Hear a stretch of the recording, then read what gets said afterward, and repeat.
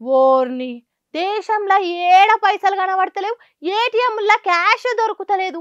ఈ పైసలన్నీ ఏడబోతున్నాయిరా అని అనుమానం ఉంటుండే. కానీ ఇప్పుడు ఈ ఎలక్షన్లల్లో పట్టుబడుతున్న పైసలు చూస్తుంటే ఆ పైసలన్నీ లీడర్ల చేతులలోనే భద్రంగా ఉన్నాయని తెలుస్తుంది. అవ్వా చూడుర్రి, రాళ్ల గుట్టలు వేర్చినట్టు కళ్ళంలా వడ్ల రాశులు పోసినట్టు కడక్ కడక్ నోట్ల కట్టలను ఎట్లా గుట్టలుగా వేర్చిండ్రో. ఇన్నిగనం నోట్ల కట్టలను చూస్తుంటే పానం ధరిస్తదా ఎవరికైనా? ఓ 10 కట్టలు దొరికినా బతుకు సెట్టురా మామ అనిపిస్తుంటది కదా.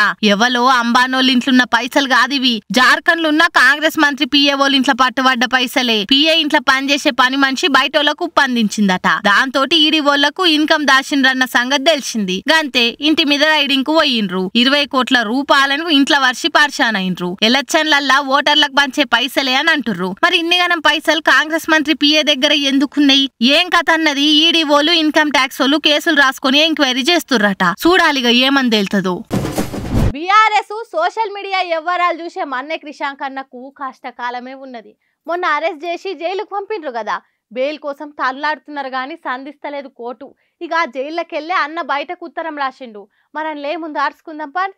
పాపం మన్నె క్రిషాంక్ ను చిన్న భిన్నం చేస్తున్నారు కదా పోలీసోళ్ళు. ప్రభుత్వం పేరు మీద ఫేక్ సర్క్యులర్ తయారు చేసి సోషల్ మీడియాలో ప్రసారం చేసిండన్న కారణంతో అన్నం లోపటేసి పోలీసోళ్ళు బెయిల్ రాకుండా కస్టడీలోకి తీసుకున్నారు. అయితే జైలుకెళ్లి అన్న బీఆర్ఎస్ నాయకులకు కార్యకర్తలకు ఉత్తరం రాసిండు. నేను అరెస్ట్ అయినప్పుడు నాకు సపోర్ట్ చేసిన బీఆర్ఎస్ నాయకులకు, బీఆర్ఎస్ సోషల్ మీడియా వారియర్స్ కు, న్యాయవాదులకు, ముఖ్యంగా మీడియా మిత్రులకు కృతజ్ఞతలు. నా పోరాటం కొనసాగుతున్నది. నేను ఒరిజినల్ సర్క్యులర్ పోస్ట్ చేసిన, నేను తప్పుడు సర్క్యులర్ పోస్ట్ చేసిన నిరూపిస్తే ఎంత పెద్ద శిక్షకైనా నేను సిద్ధం. ఒకవేళ సీఎం రేవంత్ రెడ్డి తప్పుడు సర్క్యులర్ పోస్ట్ చేసి తెలంగాణ ప్రజల్ని మోసం చేసి ఉంటే ఆయన ముఖ్యమంత్రి పదవికెళ్ళి తప్పుకోవాలని సవాల్ చేసుకుంటే ఇట్లా లెటర్ ఇచ్చిండు ఇంగ్లీష్ లా. గట్లనే మన్నె క్రిషాంక్ ను బయటకు తెచ్చేందుకు BRS party legal cell team షాన్నే తనలాడుతున్నది. చూసిరు కదా, ముఖ్యంగా చేతిలో సోషల్ మీడియా ఉంది కదా అని ఏది పడితే పోస్టులు చేస్తే గిట్టనే కష్టాలు కూడా తెచ్చుకున్నట్టు అవుతారు పైలం మరి.